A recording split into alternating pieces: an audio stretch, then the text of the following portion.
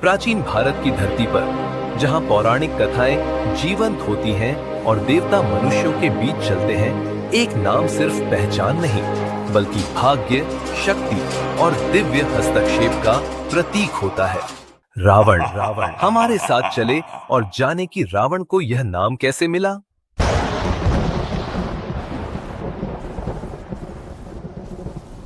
एक बार की बात है, राजा दशानन अपने महल में विभीषण के साथ किसी महत्वपूर्ण काम के बारे में चर्चा कर रहा था। तो बताओ विभीषण, कौन है मुझ जैसा महापराक्रमी? इस पूरी लंका में तो केवल आप। किंतु परंतु छोड़ो विभीषण, मेरे अतिरिक्त इस पूरे संसार में यदि कोई महापराक्रमी है तो वह है मेरे प्रभु भगवान शिव, और मैं उनका परम भक्त हूँ। यह तो सनातन सत्य है भैया। किंतु क्या हुआ भैया? मैं भगवान शिव का परम भक्त हूँ और मुझे मेरे प्रभु के दर्शन करने के लिए कैलाश तक जाने की क्या आवश्यकता है? मैं स्वयं ही इतना बलवान हूँ जिसने इस विशाल सोने की लंका को अपने हाथों पर बड़ी ही सरलता से उठा लिया था। एक बार की बात है, जब भगवान शिव ने माता पार्वती के लिए कुबेर देव की सहायता से सोने का एक विराट महल बनवाया था। जब महल के गृह प्रवेश का समय आया, तब गृह प्रवेश यज्ञ के लिए कई ऋषि, मुनि, संत और ब्राह्मणों की आमंत्रित किया गया था। उनमें से एक थे ऋषि विश्रवा, जो महल की वैभवता से इतने अभिभूत हो गए कि उन्होंने यज्ञ के बाद दक्षिणा में पूरा महल ही मांग लिया। खैर, भगवान शिव तो भोले हैं, उन्होंने वह महल ऋषि विश्रवा को भेंट में दे दिया। तह से ऋषि विश्वा के पुत्र दशानन वह महल लंका ले गए। समस्त प्रजा इससे हर्षोल्लास से भर गई।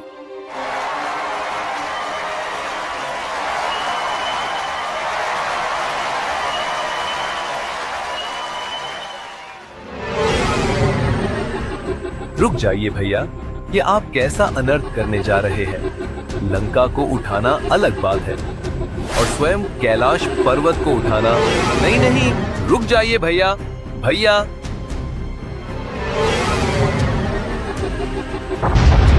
है प्रभु, आज से आप सदा सदा के लिए मेरे हो जाएंगे। भगवान शिव गहरे ध्यान में थे। तभी एकाएक भूकंप शुरू हुआ, क्योंकि दशानन संपूर्ण कैलाश पर्वत को उठाने की कोशिश कर रहा था।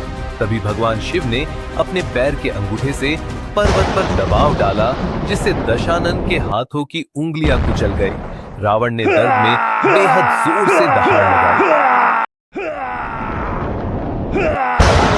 दशानन के बहुत प्रयास के बावजूद भी कैलाश पर्वत टस से मस नहीं हुआ। आखिर दशानन को अपनी भूल का स्मरण हुआ कि उसने अपने हाथों में केवल पर्वत नहीं, अपितु संपूर्ण संसार का भार उठाने की चेष्टा कर रहा था। दशानन भगवान शिव की शक्ति से मोहित हो गया और उनकी भक्ति में लीन हो गया। इसी बीच रावण ने भगवान शिव के लिए शिव तांडव स्तोत्र की रचना की।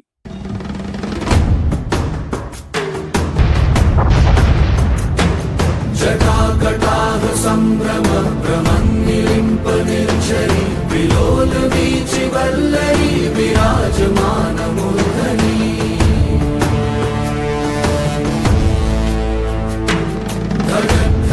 धगत् ज्वलल्ललाट पट्ट पावके किशोर चन्द्रशेखरे रति प्रतीक्षणम्।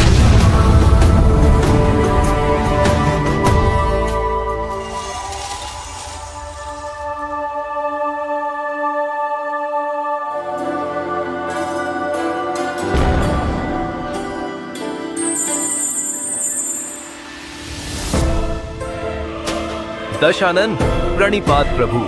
मैं तुम्हारी भक्ति से अति प्रसन्न हूँ और तुम्हें उपहार देने को सज्ज हूँ। नहीं प्रभु नहीं, मैं आपके आशीर्वाद के योग्य नहीं हूँ। मुझे मेरे पापों का दंड दीजिए। यूं लज्जित होने की आवश्यकता नहीं है दशानन, मैं तुम्हें क्षमा करता हूँ। प्रभु, तुम्हारे हाथ दबने पर तुमने जो दहाड़ लगाई, उससे यह संसार दहल उठा है। इसलिए आज से मैं तुम्हें एक नया नाम देता हूँ, जो बेहद जोर से दहाड़ता है।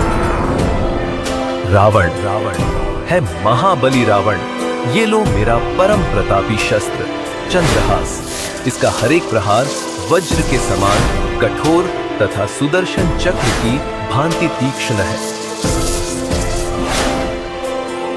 धन्यवाद प्रभु। मेरी एक बात स्मरण रखना रावण।